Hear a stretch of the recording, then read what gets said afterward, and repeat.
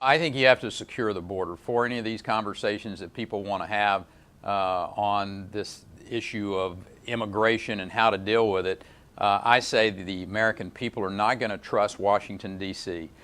until you secure the border. And we know how to secure this border, J.D. I mean, this is something that we have to deal with in this country. Rick Perry, during my exclusive interview here on Newsmax TV, the former Texas governor, saying the American people just don't trust Washington on a whole lot of things, but especially when it comes to border security. As the governor gears up for his own presidential race and other people are jumping in, what will this mean? The whole specter of really securing our borders and dealing with illegal immigrants. Why, that's a question for our political panel. Let's welcome in the two gents who are here on the anchor desk with me. First of all, smack dab in the middle this morning is our guy from the right, the managing editor of the Shark Tank political blog, Javier Manjarres, and a gentleman right next to him who he's screen right, though he's on the left today. That would be the state attorney for Palm Beach County, Florida, Dave Aronberg. Gentlemen, to you both, we thank you. Dave, for you first up, is Hillary for open borders all the time on the Democratic side? Of course not. And you know it's 2016 around the corner when you see guys like Rick Perry bringing up the border security. Even conservatives, I think, are tired of this at this point because they all talk about it. Border security, protect the borders, and then nothing gets done. There's no comprehensive immigration bill. It's just a bunch of talk in preparation for a Republican primary. Is that limited only to Republicans? Because I remember running against a Democrat who always said, we must enforce the border. But Washington has not done it, Javi. Absolutely. Look, everyone's screaming about this, as Mr. Aronberg states that. And to some point, he's right. But look, why don't we enforce existing laws? I mean, then we wouldn't have a border issue.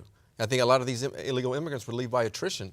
If you enforce existing law. Right, those are laws. Remember, we're a land of laws. And wait, why are we breaking the laws here? Which takes me back, what is it now, 10 years ago to a bill I sponsored in Congress, the Enforcement First Act. Right. But, well, history could have been different. At any rate, let's go to what's going to happen in the days ahead. Another interesting development in the presidential race this week, Marco Rubio, the Florida senator who announced, and we saw the new Quinnipiac poll, now leading among Republicans. Well, over the weekend, he appeared on Univision, the Spanish network, reportedly, or at least his talk, translated as saying that the program for Dreamers, that executive amnesty, was important and he would not change it.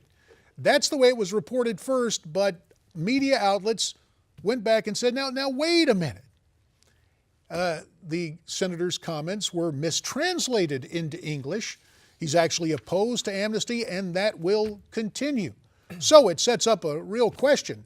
In a bilingual campaign, instead of being out of context, do things get lost in the translation? Javi, you've got more than passing familiarity with Spanish. What did the senator say this weekend? Listen, the translations were correct. Because I listened to the transcripts, the video, and it's accurate. They're accurate. What he is against amnesty, but what he said is that the DACA, it's for now it's in place, but it needs to be repealed eventually. You know, okay, so just so we have this straight, from our official Republican Spanish speaker, the Dreamers program needs to be repealed, the DACA, through legislation. Okay. Through congressional legislation, but like I said, he said if he was president, he wouldn't repeal it, but he would look for an act of Congress to repeal it or replace or what have you. But the translation was accurate. All right, Dave Aronberg, you've got to love seeing Republicans in a mix like this. What did he say? When did he say it?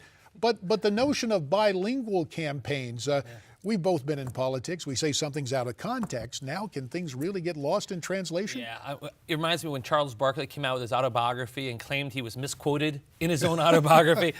This is really splitting hairs. This is the albatross around Marco Rubio's neck that he's got to try to take his more of a progressive immigration stance compared to the rest of the field and get through a Republican primary where most of those voters are not going to be in line with his views on immigration. So, the fact that he's nuancing this, a Spanish-English translation, is no surprise. And by the way, a great source of information that I get on Marco Rubio's campaign is on the Shark Tank blog, written by Javier here. Bipartisan agreement my new and amigo. consensus. That's right. Let me make a point that Alex Cohen, Marco's national press secretary or spokesman, he came out and stated, pretty much the two translations that were in question are pretty much saying the same thing. So they kind of So suddenly we have Alex Conant being the interpreter for all of us, but he's got a little bit of an interest as long as the it's that spokesman Debbie for Wasserman Marco. show. She did say Marco Rubio is disconnected with the Hispanic community, and she knows best, right? Well, it's always interesting, the give and take, and that's why we're so glad to have you gents here as part of our political panel.